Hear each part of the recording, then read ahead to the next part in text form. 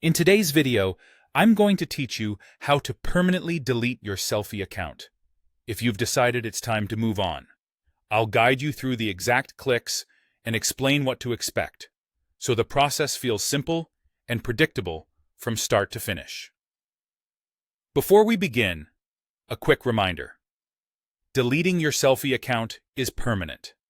This action removes your entire store, all products, and any files hosted through your store. Once it's gone, it can't be restored, so make sure this is truly what you want. Start by logging in to your Sellfy account. Use the main account you manage your store with, and make sure you're in the correct shop if you've worked with multiple profiles. A stable internet connection is helpful here, so the process doesn't get interrupted. If you're on mobile, you can do this in a browser as well. The steps are the same. Once you're in, open your account settings. Look for Account in the top left area or in the sidebar, depending on your interface. On smaller screens, the sidebar may be tucked behind a menu icon, so expand it if you don't see Account right away. Click Account to open the Settings page. This is the central place for your profile and store controls, and it's where the option to close your account is located. On the Account Settings page, find the option labeled Delete or Close Account. Click it. You'll see a confirmation prompt to make sure you understand what will happen.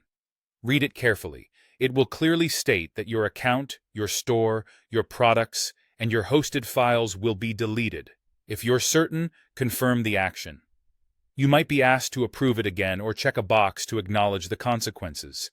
This is normal and is simply there to prevent accidental deletion.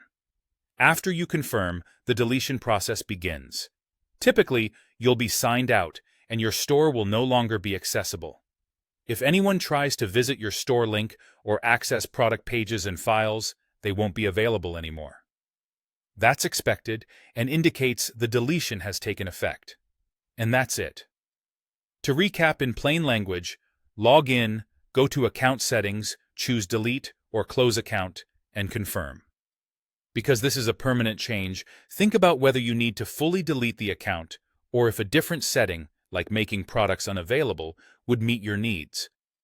If deletion is the right choice, these steps will take you there quickly and confidently. Thanks for watching.